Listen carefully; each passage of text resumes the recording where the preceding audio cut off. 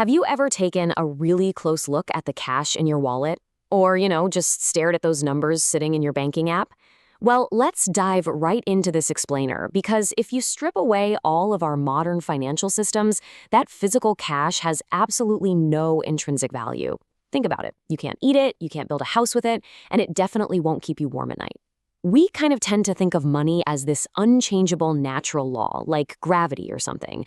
But in reality, money is a technology. And even more than that, it's basically a shared psychological illusion. So today we're going to explore exactly how money evolved over time, transforming from heavy physical objects into pure digital belief. And I absolutely love this quote because it perfectly illustrates the core theme of our journey today. Trust is the hardest currency to print. Over the course of this explainer, we're going to trace roughly 5,000 years of human history. We'll uncover how humanity gradually, step by step, shifted its trust from things you could literally hold in your hand, stuff like shells, salt, and heavy metals, over to pieces of paper, and eventually to completely invisible cryptographic code. All right, here's our roadmap for today. 1. The illusion of money. 2. From metal to paper. 3. The receipt system. 4. The fiat revolution. 5. When trust collapses. And finally, 6. The digital frontier. Section 1. The illusion of money. Defining the core. Before we jump into the whole historical timeline, we have to define the core concept of what makes money work in the very first place. Like, why did our ancestors desperately need it to replace the barter system? So, what actually is money? Its primary purpose is just to facilitate the economic exchange of goods and services. Imagine a barter economy for a second. Say a farmer wants a pair of shoes and the shoemaker wants some wheat. If they don't want what the other person has at the exact same time, you run into this massive inefficiency that economists call the coincidence of wants. Money was invented as this brilliant universal medium of exchange to solve that exact problem. It gives us a tool to compare the values of completely, totally dissimilar objects. But any technology has to pass a pretty strict checklist to successfully serve as money. A useful unit of account has to be fungible, meaning every single unit is treated equally. It needs to be highly liquid, easily divisible, and super portable. It also absolutely needs built-in anti-counterfeiting measures so people actually trust it, right alongside durability, price stability, and recognizability. As we look back at history, you're going to see that whenever an old form of money failed just one of these tests, a brand new monetary technology was invented to replace it. Section 2. From metal to paper, the heavy metal era. Our timeline kicks off around 640 BC over in Asia Minor. That's where the Lydians minted the world's very first standardized coins out of electrum, which is this naturally occurring mix of gold and silver. And wow, this just exploded trade and prosperity. But as economies grew more and more complex, hauling metal around became a serious bottleneck. So we see a chronological jump to the 11th century with the invention of Chinese paper money, and then later to the 17th century with European bankers' checks. But hold on, why did we leave the metal behind in the first place? Well, it boils down to what historians call the heavy copper problem. Back in the Tang and early Song dynasties, China was the world's largest and most complex market. But their entire economy relied on these little copper cash coins that weighed just a few grams each. As trade exploded, copper shortages started spreading everywhere. To make large payments, merchants literally had to string tens of thousands of these coins onto thick ropes and haul them across mountains. I mean, they risked robbery and just sheer absolute exhaustion. Under this immense pressure, some incredibly pragmatic merchants down in Sichuan invented a workaround. They created paper promissory notes called Jiaozi. They'd drop off their heavy copper at a trusted shop and just carry the lightweight paper notes instead. A real game changer. Section 3. The receipt system. A brand new standard. What started out as just a handy convenience for merchants quickly morphed into a brand new monetary standard. Those early Chinese notes and those later European checks are what we now call representative money.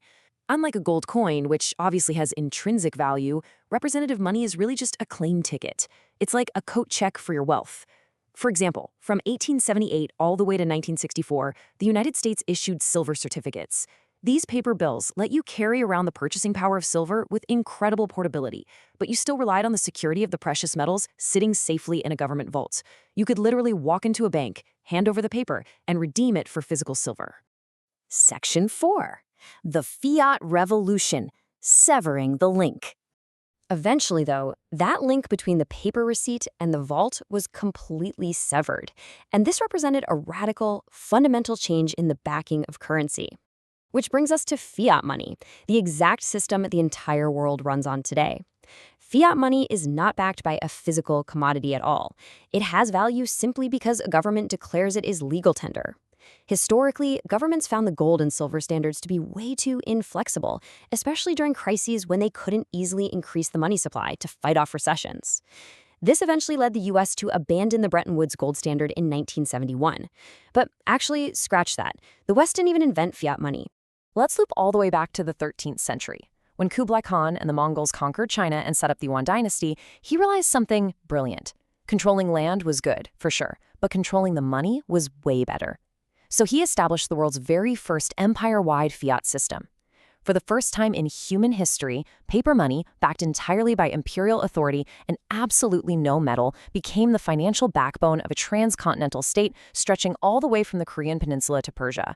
When Marco Polo visited Kublai Khan's court, he wrote about this system with just absolute disbelief.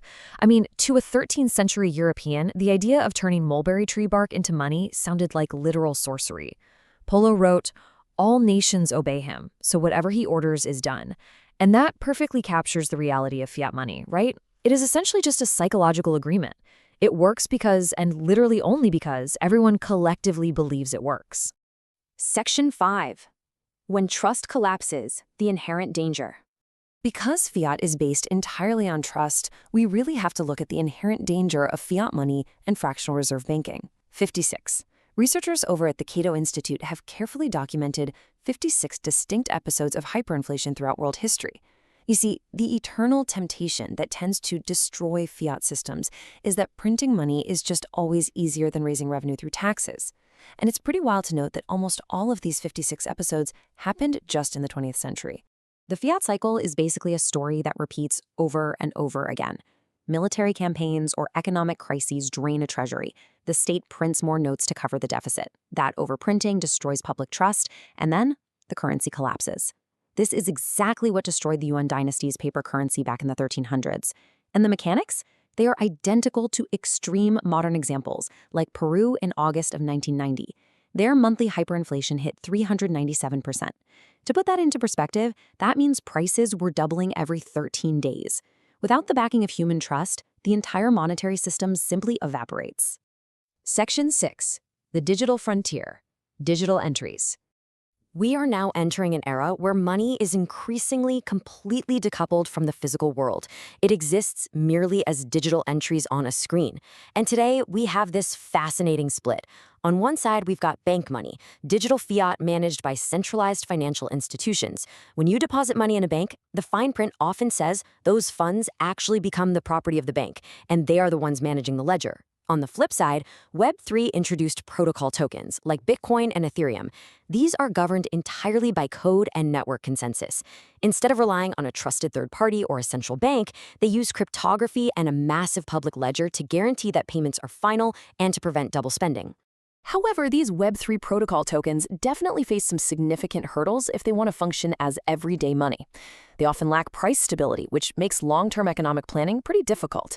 Their public nature challenges true privacy and fungibility. They also struggle with network scalability for handling super-fast microtransactions. And the user experience? Well, managing your own private cryptographic keys is still incredibly complex for the average person. But fundamentally, they are really just humanity's newest technological attempt to solve that ancient problem. How do we efficiently transact with each other without relying on blind trust?